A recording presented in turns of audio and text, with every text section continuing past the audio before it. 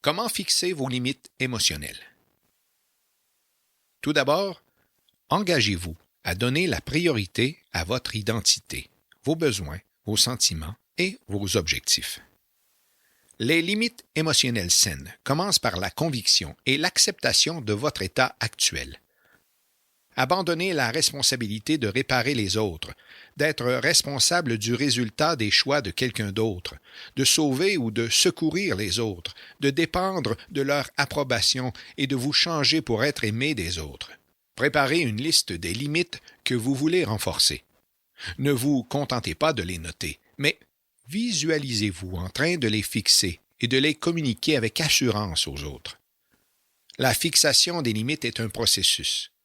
Commencez donc par fixer des limites non menaçantes.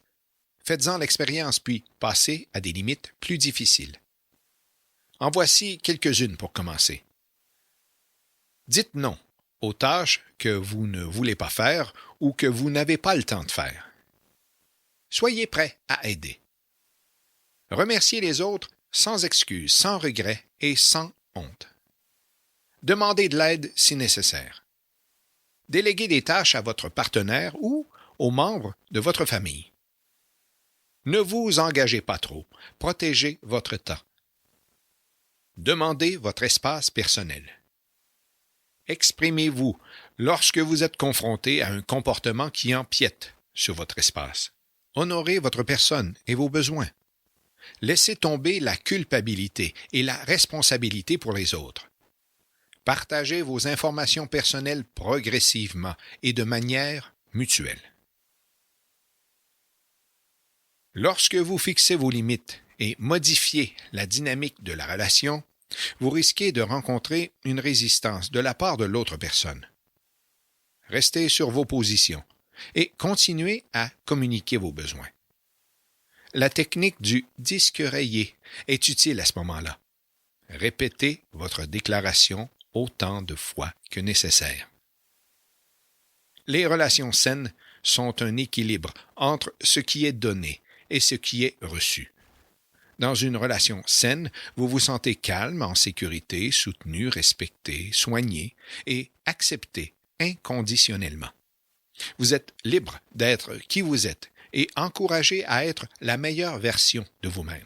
De même, des limites saines sont aussi un signe de santé émotionnelle, de respect de soi et de force. En fixant vos limites, vous imposez des normes élevées à ceux qui vous entourent. Attendez-vous à être traité de la même façon que vous les traitez.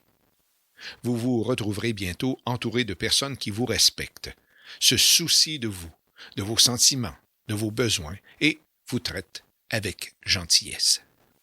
Résumé du chapitre. 1.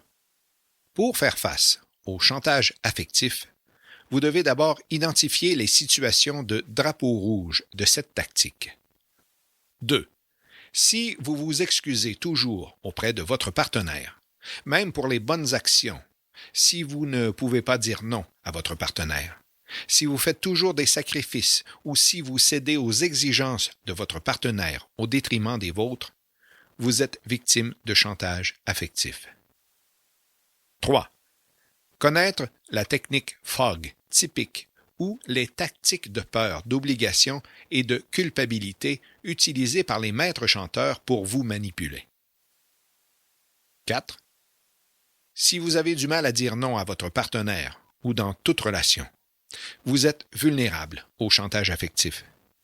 Mettez-vous à l'aise pour refuser les demandes qui ne vont pas dans le sens de vos intérêts. 5. Donnez la priorité à vos besoins. Défendez votre vérité, vos points de vue et vos opinions pour mettre fin au chantage affectif. 6. Fixez des limites claires quant au comportement que vous acceptez et que vous refusez. Assurez-vous que vos limites ne peuvent être dépassées en aucune circonstance. 7. Observez vos actions pour savoir si vous n'employez aucune de ces tactiques pour manipuler les autres. Si c'est le cas, admettez et reconnaissez votre comportement manipulateur. Excusez-vous et assurez votre cible que vous êtes prêt à changer vos habitudes.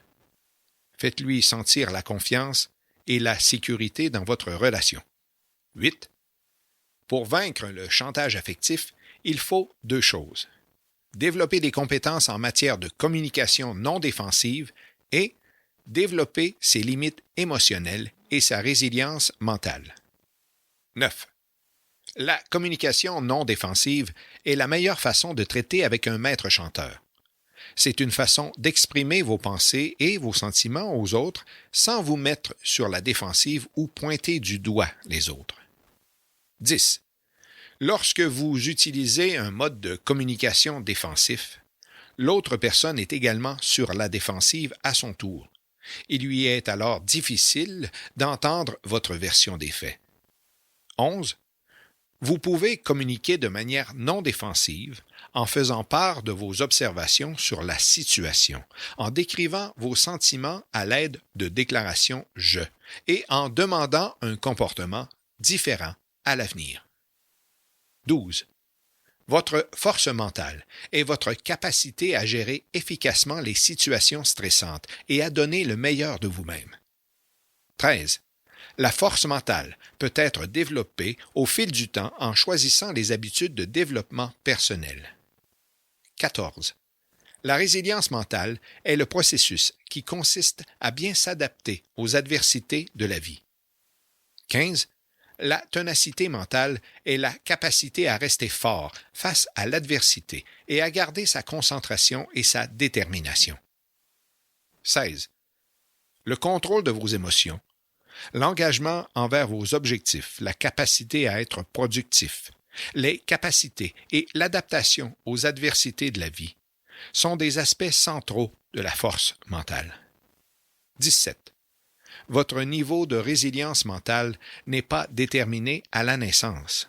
Vous pouvez le développer par la volonté, la discipline et le travail. 18. Il existe différentes stratégies et techniques pour renforcer votre résilience mentale. Choisissez celle qui vous convient le mieux. 19. La résilience est également importante pour des relations saines.